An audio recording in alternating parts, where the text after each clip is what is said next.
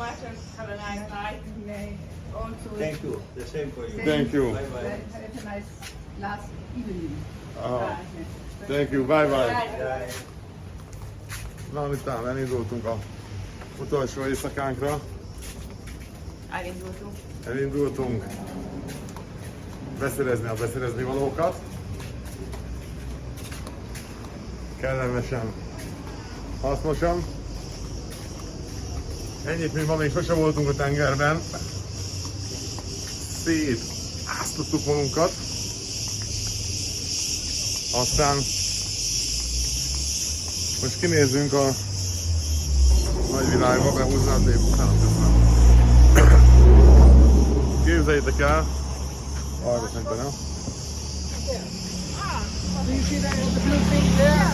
That's the blue. Thank you! Már nem tudom, mit köszöntem meg, de azért nagyon hálásak vagyunk. Ott a busz megálló. Megtudtunk mindent a szállásunktól, hogy kell hazajussunk, hogy mennek a buszok, hogy megy minden. Aztán most indulunk az utolsó éjszakánkba. Képzeljétek el, egy olyan furcsa dolog történt velem. Bemegyek a tengerbe és benn vagyok egy hosszabb időt a hullámokban. Kijövök a vízből, órákon keresztül hullámzik meg a testem. Folyamatosan, hogy megállok egy helyben, olyan, mint a hullámoznék. Utána olvastam, de nem akarom elhinni, úgyhogy nem is mondom el. A lényeg az, hogy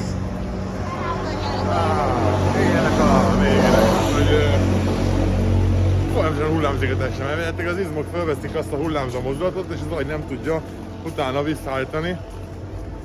A tudomány szerint egy fáradtsággal jár, hát mindegyik után aludtam egyet. Most nem, most inkább megittam egy fúzót, meg 4 sört. Úgyhogy elindultunk a városba, legyőztük a partraszállási betegséget. Úgyhogy ez jó szavajárás volt az úgyhogy sokan néve, ennyi szoktam beszélgetni. Nem mutatjuk meg, mit csinál az Ancsa, ez titok. Pedig arrébb jövök. Úgyhogy üdv mindenkinek a nagyvilágban nem készült sok videó, igazából nincs mit fölvennem, mert láttátok az elmúlt pár napunkat, itt vagyunk a 3 napja Agia Marinában, azaz Szent Mária nevű településen.